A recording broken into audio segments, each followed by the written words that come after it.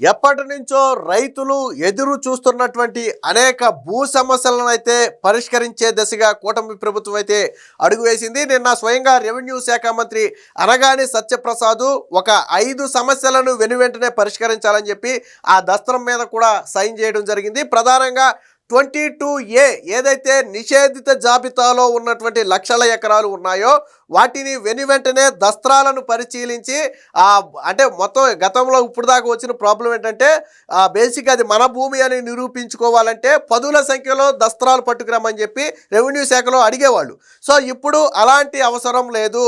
వాళ్ళు అంటే ప్రభుత్వం సూచించిన దస్త్రాల్లో ఏదో ఒక దస్త్రం ఉంటే వెంటనే అధికారులే దాని మీద నిర్ణయం తీసుకుని దానిని నిషేధిత జాబితా నుంచి తొలగించాలి. అంతేగాని పదే పదే దస్త్రాల కోసం ఆఫీసుల చుట్టూ తిప్పొద్దని చెప్పి నిన్న స్వయంగా రెవెన్యూ శాఖ మంత్రి అధికారులకు ఆదేశాలు ఇవ్వడం, దానికి సంబంధించి దస్త్రం మీద సైన్ కూడా చేయడం జరిగింది. ప్రధానంగా మాజీ సైనికోద్యులు కావచ్చు లేదా ప్రస్తుత సైనికులు కావచ్చు ఎవరైతే ఉన్నారో వారికి ఇచ్చినటువంటి భూముల విషయంలో కావచ్చు లేదా 1954 కంటే ముందే రిజిస్టర్ అయ్యారు అని నిరూపించగలిగే అవకాశం ఉన్నటువంటి భూములు కావచ్చు, అలాగే ప్రైవేటు పట్టా భూములు. సో ప్రధానంగా ఇక్కడ సమస్య ఇదే. ప్రైవేటు పట్టా భూములు అంటే మనలాంటి పట్టా భూములన్నీ కూడా ప్రైవేటు పట్టా భూములుగానే చెప్పుకుంటాం. సో ఆ ప్రైవేటు పట్టా భూములు గతంలో వేరు కారణాలతో నిషేధిత జాబితాలో పెట్టి ఉంటే సంబంధిత పత్రాలను పరిశీలించి వెనువెంటనే విడుదల చేయాలని చెప్పి చెప్పడం జరిగింది. మొత్తంగా 5 రకాలకు సంబంధించిన 22A జాబితాలో పెట్టినటువంటి భూములను అయితే విడుదల చేయాలి. త్వరలోనే మరొక 4 రకాలు అదనంగా దీనికైతే యాడ్ చేయబోతున్నారు. దీనికి సంబంధించి నిన్న స్పష్టమైన ఆదేశాలు ఇచ్చారు. అలాగే రెవెన్యూ శాఖ మంత్రి మాట్లాడుతూ కూడా 2026లో దాదాపుగా అన్ని భూ సమస్యలు కూడా పరిష్కరించబోతున్నాం. కాబట్టి 2026 అనేది భూనామ సంవత్సరంగా అందరూ మాట్లాడుకుంటారు. కూటమి ప్రభుత్వంలో ప్రతి ఒక్కరికి కూడా న్యాయం జరుగుతుందని చెప్పి నిన్న ఆయన స్పష్టంగా చెప్పడం జరిగింది. ఇటీవల రెవెన్యూ శాఖ మీద ప్రజల్లో తీవ్ర అసంతృప్తి ఉన్న నేపథ్యంలో ఖచ్చితంగా చర్యలు తీసుకోవాలి. సంబంధిత కేసులు ఏవైతే ఉన్నాయో వాటిని పరిష్కరించి ప్రజల్లో సంతృప్తి స్థాయిని పెంచాలని చెప్పి చంద్రబాబు గారు ఆదేశాలు ఇచ్చిన నేపథ్యంలో ఇప్పుడు రెవెన్యూ శాఖ అయితే దీని మీద అయితే కసరత్తు చేస్తుంది. సో ఎలాంటి భూములకు విముక్తి కలిగించబోతున్నారు అనేది మన దగ్గర ఒక నోట్ అవుతుందో ఒకసారి చూద్దాం. నిషేధిత 22A జాబితా నుంచి 5 రకాల భూములకు విముక్తి, త్వరలో మరొక 4 రకాలకు కూడా తప్పుడు రిజిస్ట్రేషన్లు రద్దు అధికారం కలెక్టర్లకే రెవెన్యూ శాఖ మంత్రి సత్యప్రసాద్. దానికి సంబంధించినటువంటి దస్త్రం మీద ఆయన నిన్న సైన్ చేశారు. అంటే నూతన సంవత్సరం తొలి రోజునైతే భూ సమస్యల పరిష్కారానికి సంబంధించి ఆయన సైన్ చేశారని చెప్పుకోవచ్చు. ఇక్కడ రెండోది ఏంటంటే ఇప్పుడు వచ్చినటువంటి ప్రధాన ఫిర్యాదుల్లో తప్పుడు రిజిస్ట్రేషన్, అంటే భూమి వాస్తవానికి నా పేరు మీద ఉంటుంది, భూమి నా అధీనంలో ఉంటుంది, కానీ నాకు తెలియకుండా నా ప్రమేయం లేకుండానే నా భూమి వేరొకరి పేరు మీదకి రిజిస్టర్ అయిపోయి ఉంటుంది. ఆన్లైన్లో కూడా వాళ్ళ పేరు మీద మారిపోయి ఉంటుంది, కానీ ఆ పత్రాలన్నీ కూడా ఒరిజినల్స్ అన్నీ నా దగ్గరే ఉంటాయి, కానీ భూమి వేరొకరి పేరు మీద ఉంటుంది. సో ఇలా తప్పుడు రిజిస్ట్రేషన్లు జరిగితే వాటిని సాధారణంగా గతంలో కోర్టు నుంచి పరిష్కరించుకునే అవకాశం ఉండేది. సో ఇప్పుడు కలెక్టర్లకు అధికారం ఇచ్చారు. తప్పుడు రిజిస్ట్రేషన్లు రద్దు చేయడంతో పాటు ఈ తప్పుడు రిజిస్ట్రేషన్లకు సహకరించినటువంటి అధికారుల మీద చర్యలు తీసుకునే అధికారం కూడా ఆ కలెక్టర్లకైతే ఇవ్వటం జరిగింది.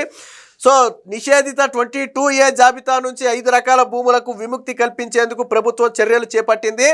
8 రకాల పత్రాలలో ఏదో ఒకటి ఉన్నా వాటిని పరిశీలించి జాబితా నుంచి తొలగించాలని, మరిన్ని పత్రాల కోసం భూ యజమానులను తిప్పించుకోవద్దని స్పష్టం చేసింది. ఇది ఒక రకంగా రైతులకు ఊరటనిచ్చే అంశం. సాధారణంగా అవన్నీ భూములన్నీ ఎప్పుడో 50 ఏళ్ళ 60 ఏళ్ళ క్రితం సంబంధించినటువంటి భూములు అయి ఉంటాయి. ఇప్పటి వరకు మా పేర్ల మీద రిజిస్టర్ అవుతూ వస్తాయి. ఇప్పుడు ఇబ్బంది వచ్చినప్పుడు ఏంటంటే ఎప్పటి నుంచో పత్రాలు తీసుకురమ్మంటారు లేదా రకరకాల పత్రాలు తీసుకురమ్మంటారు. సో అవన్నీ ఎక్కడుంటాయో ఎలా తీసుకురావాలో కూడా సాధారణంగా వాళ్ళందరికీ తెలియదు, బట్ భూమి మాత్రం వాళ్ళదే. కాబట్టి ఆ అవకాశం లేకుండా మొత్తంగా ప్రభుత్వం సూచించినటువంటి 8 రకాల పత్రాలలో ఏదో ఒకటి ఉన్నా అది నిజమైనదే, అది ఫ్యాబ్రికేటెడ్ కాదు, అది నిజమైన పత్రమేనని అధికారులు భావిస్తే వెంటనే వారికి న్యాయం చేయాలి. అంతేగాని మిగిలిన పత్రాలు కూడా పట్టుకురండి అని చెప్పి వాళ్ళని తెప్పొద్దని చెప్పి నిన్న స్పష్టంగా అయితే చెప్పడం జరిగింది. రెవెన్యూ శాఖ మంత్రి అనగాని సత్యప్రసాద్ కొత్త సంవత్సరం సందర్భంగా గురువారం సంబంధిత పత్రంపై సైన్ చేశారు. అనంతరం సచివాలయంలో విలేకరుల సమావేశంలో మాట్లాడారు. ప్రైవేటు భూములేవి కూడా నిషేధిత జాబితాలో ఉండటానికి వీల్లేదు. చొక్క భూములు రీసర్వే తర్వాత నిషేధిత జాబితాలో చేర్చిన సర్వీసు, ఇనాం తదితర మరొక 4 రకాల భూములపై త్వరలో జరిగే మంత్రివర్గ సంఘంలో చర్చించి తొలగిస్తాం. ఫ్రీ హోల్డ్ భూములపై ఫిబ్రవరిలో నిర్ణయం తీసుకుంటాం. తప్పుడు రిజిస్ట్రేషన్లు రద్దు చేసే అధికారాన్ని కలెక్టర్లకు అప్పగిస్తున్నాం. వాటికి కారణమైన అధికారులపై చర్యలు తీసుకునే అధికారము కలెక్టర్లకే ఇస్తున్నాం.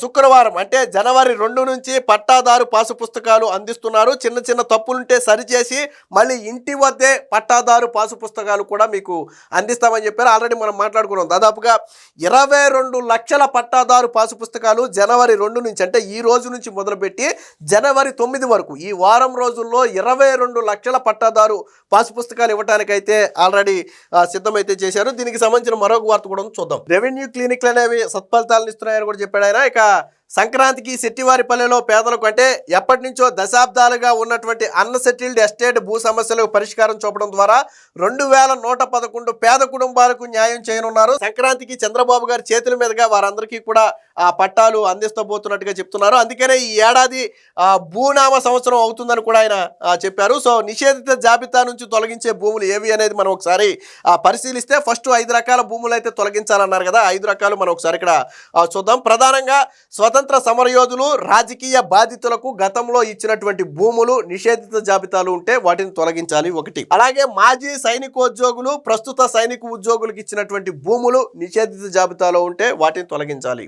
అలాగే 1954 జూన్ 18కి ముందే అసైన్ చేసిన భూములు ఏవైనా ఉన్నాయి అని నిరూపించుకోగలిగితే వాటిని నిషేధిత జాబితా నుంచి తొలగించాలి.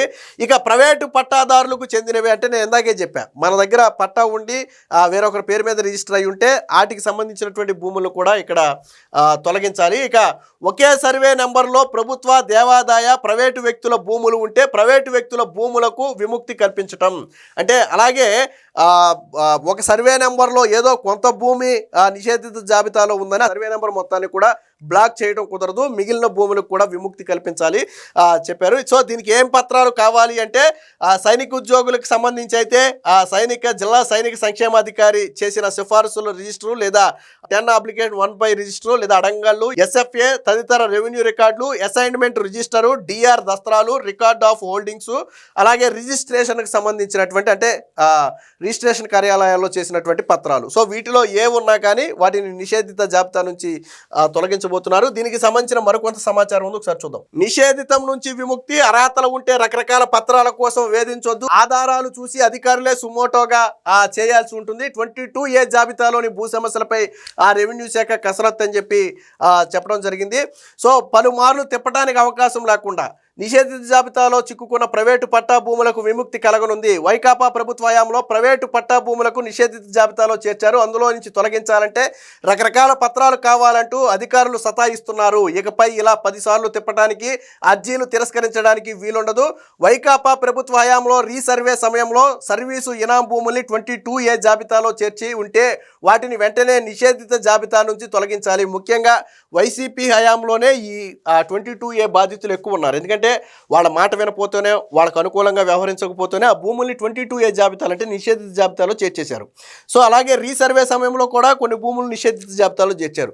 వాటిని వెంటనే విడుదల చేయాలని చెప్పి నిన్న ఆదేశాలు కూడా ఇచ్చారు. ఇక చిక్కుముడుల్లో లక్షల ఎకరాలు రెవెన్యూ రాష్ట్ర వ్యాప్తంగా వెంటాడుతున్న సమస్యల్లో 22A అనేది కీలకం.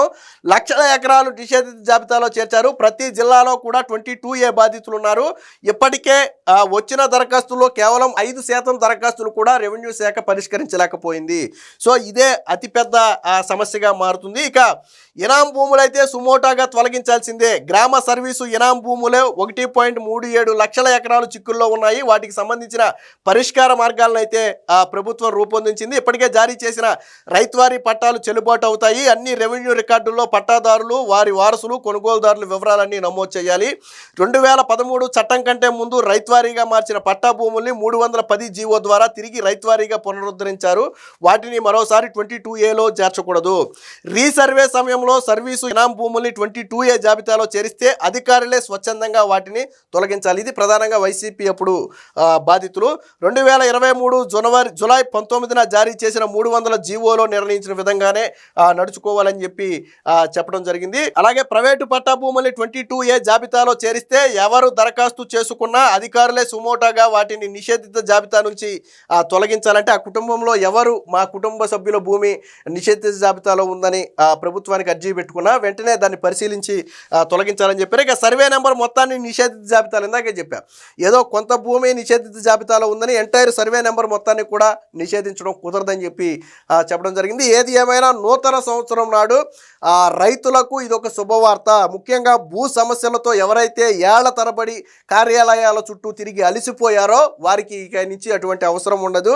ఏదో ఒక పత్రం, ప్రభుత్వం నిర్ణయించిన 8 పత్రాల్లో ఏ ఒక్క పత్రం ఉన్నా సరే మీ భూములకు ఇక విముక్తి కలగబోతుంది. ఖచ్చితంగా ఇది రైతులకు అతిపెద్ద వరంగానే చెప్పుకోవచ్చు.